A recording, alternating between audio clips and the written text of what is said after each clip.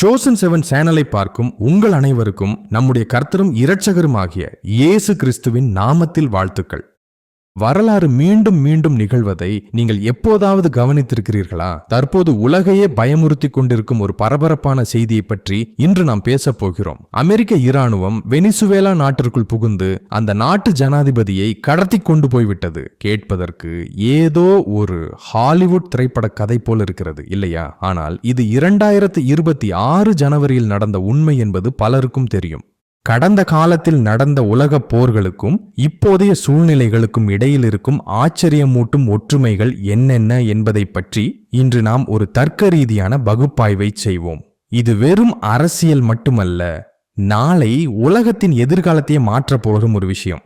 வீடியோவை கடைசி வரை பாருங்கள். இந்த தர்க்கங்கள் உங்களை மிகவும் ஆச்சரியப்படுத்தும். உதாரணத்துக்கு, ஒரு பெரிய மனுஷன் தெருவுல போயிட்டு இருக்கும்போது யாரோ ஒரு சின்ன பையன் வந்து அவர் கன்னத்துல அரைஞ்சா அந்த பெரிய மனுஷனுக்கு எப்படி இருக்கும்? வலியை விட அவமானம் அதிகமா இருக்கும் இல்லையா? இவன் எம்மாத்திரம் என்னையே அடிப்பானா என்கிற ஈகோ காயப்படும். சரியாக இப்படித்தான் முதல் உலகப் போருக்கும் அஸ்திவாரம் போடப்பட்டது. அந்த நாட்களில் ஆஸ்திரியா ஹங்கேரி என்பது ஒரு மாபெரும் சாம்ராஜ்யம். அதன் எல்லையில் செர்பியா என்ற ஒரு சிறிய நாடு இருந்தது. அந்த சிறிய நாட்டைச் சேர்ந்த ஒரு இளைஞன் வந்து ஆஸ்திரியாவின் வருங்கால ராஜாவான பிரான்ஸ் பெர்டினண்டை எல்லார் முன்னிலையிலும் சுட்டுக் கொன்று விட்டான். இதை சரித்திர ஆசிரியர்கள் ஒரு இன்டர்நேஷனல் ஸ்லாப், சர்வதேச அவமானம் என்று சொல்வார்கள். பொதுவாக யாராவது அடித்தால் மன்னிக்கவும் என்று சொல்லிவிட்டால் சண்டை முடிந்துவிடும். ஆனால் ஆஸ்திரியா என்ன நினைத்தது என்றால், இவனை இப்படியே விட்டால் நாளைக்கு இன்னொருத்தன் வந்து என்னை அடிப்பான், அதனால என் சக்தி என்னன்னு காட்டணும் என்று நினைத்து போரில் இறங்கியது. அங்கதான் உண்மையான சிக்கல் வந்தது. ஆஸ்திரியா தாக்கியதும் செர்பியாவுக்கு ஆதரவாக ரஷ்யா வந்தது. ஆஸ்திரியாவுக்கு துணையாக ஜெர்மனி வந்தது. ஜெர்மனி வந்து பிரான்ஸ் மீது தாக்குதல் நடத்தியதும் பிரிட்டன் களத்தில் இறங்கியது. அப்படி ஒரு சின்ன கொலை நாடுகளுக்கு இடையே இருந்த நட்பு ஒப்பந்தங்கள் காரணமாக உலகம் முழுவதும் பரவி முதல் உலகப் போருக்கு வழிவகுத்தது. முதல் போர் முடிந்த பிறகு இன்னொரு குண்டு வெடித்தது. ஜெயித்த நாடுகள் எல்லாம் ஒன்று சேர்ந்து ஜெர்மனியை மிக மோசமாக அவமானப்படுத்தின. வெர்சாய் ஒப்பந்தம் என்ற பெயரில் ஒரு காகிதத்தில் கையெழுத்து வாங்கி கொண்டு இந்த போருக்கு ஜெர்மனி மட்டும்தான் காரணம் என்று பழி போட்டன. ஜெர்மனி மக்கள் இதை தங்கள் கழுத்தின் மீது வைக்கப்பட்ட கத்தியைப் போல உணர்ந்தார்கள். ஹிட்லர் ஆட்சிக்கு வந்ததும் இதே விஷயத்தை வைத்து மக்களை தூண்டிவிட்டார். முதல் உலகப் போரில் நமக்கு நடந்த அவமானம் நம் கழுத்தில் விழுந்த அடி போன்றது, ப்ளோ டு ஆர் நெக் என்று முழங்கினார். அப்போ ஜெர்மனியில் பொருளாதாரம் நொறுங்கி போயிருந்தது. சாப்பிடக்கூட உணவு இல்லை. அந்த ஆத்திரத்தையும் பகையையும் பயன்படுத்தி கொண்டு நாம் இழந்த பெருமையை மீண்டும் அடைவோம் என்று சொல்லி 1939 போலந்து மீது தாக்குதல் நடத்தி இரண்டாம் உலகப் போரை தொடங்கினார். அதாவது, ஒரு நாட்டை அளவுக்கு அதிகமாக அவமானப்படுத்தினால் அந்த அவமானத்திலிருந்து பிறக்கும் பழிவாங்கல் தான் பெரும் போர்களுக்கு வழிவகுக்கும். இப்போது சரியாக அதே போன்ற சூழ்நிலைகளே 2026 காணப்படுகின்றன. ஜனவரி 3 அதிகாலையில் அமெரிக்க ஜனாதிபதி டொனால்ட் ட்ரம்ப் உத்தரவின் பேரில் ஆபரேஷன் அப்சல்யூட் ரிசால்வ் தொடங்கியது. அமெரிக்க டெல்டா போர்ஸ் வெனிசுவேலா தலைநகருக்குள் புகுந்து ஜனாதிபதி நிக்கோலஸ் மதுரோவை சிறைபிடித்து நியூயார்க் சிறைக்கு கொண்டு சென்றது.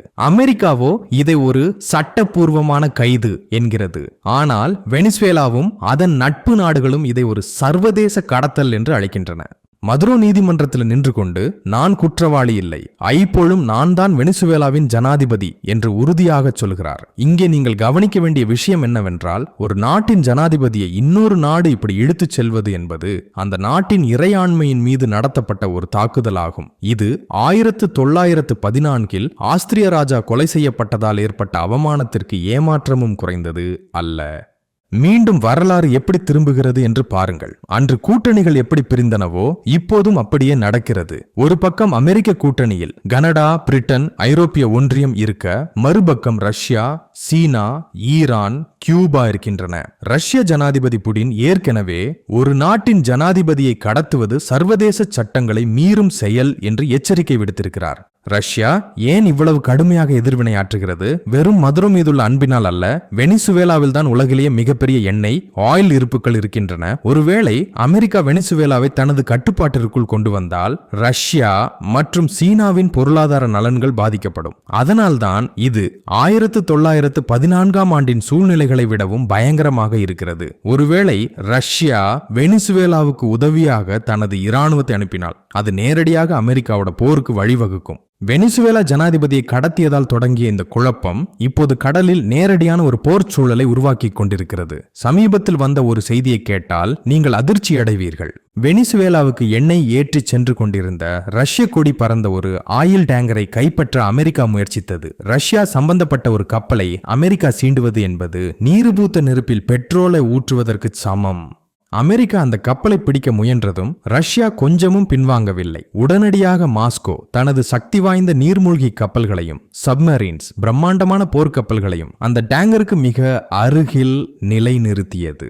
கடலின் நடுவே அமெரிக்க போர்க்கப்பல்களும் ரஷ்ய நீர்மூழ்கி கப்பல்களும் ஒன்றுக்கொன்று நேருக்கு நேர் சந்தித்தன என்றால் நிலைமை எவ்வளவு பயங்கரமாக இருக்கிறது என்று பாருங்கள். யாராவது ஒருவர் ஒரு சின்ன தவறு செய்தால் கூட அது நேரடியாக வல்லரசு நாடுகளுக்கு இடையே ஒரு மாபெரும் போருக்கு வழிவகுத்துவிடும்.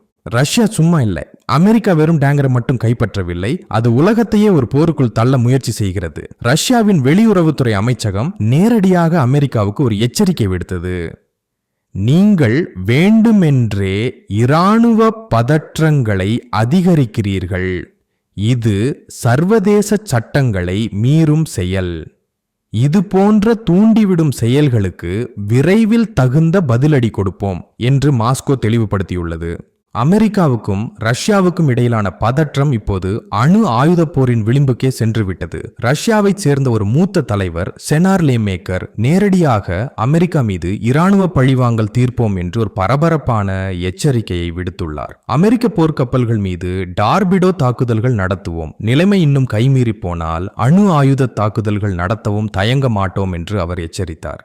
ஞானியாகிய சாலமோன் சொன்னது போல இந்த பூமியில் புதிதாக எதுவும் நடப்பதில்லை. பழைய சரித்திரமே மீண்டும் மீண்டும் நிகழ்கிறது. தலைவர்கள் மாறியிருக்கிறார்கள், ஆனால் மனிதனுக்குள் இருக்கும் அகங்காரமும் வெறுப்பும் அப்படியேதான் இருக்கின்றன. பைபிள் தீர்க்க தரிசனம் 1 தெசலோனிக்கேயர் 5:3 சொல்கிறது, சமாதானமும் சௌக்கியமும் உண்டென்று அவர்கள் சொல்லும்போது அழிவு அவர்கள் மேல் வரும் என்று. புவிசார் அரசியல் எவ்வளவு வேகமாக மாறுகிறது என்று பார்த்தீர்கள் அல்லவா? நிலைமை நாளுக்கு நாள் மோசமாகிக் கொண்டிருக்கிறது. இதையெல்லாம் பார்க்கும்போது தேவனுடைய கடிகாரத்தின் முள் கடைசி நிமிடத்தை நெருங்கிவிட்டதோ என்று தோன்றுகிறது. இயேசு விரைவில் வருகிறார். எனவே ஆயத்தமாக இருங்கள்.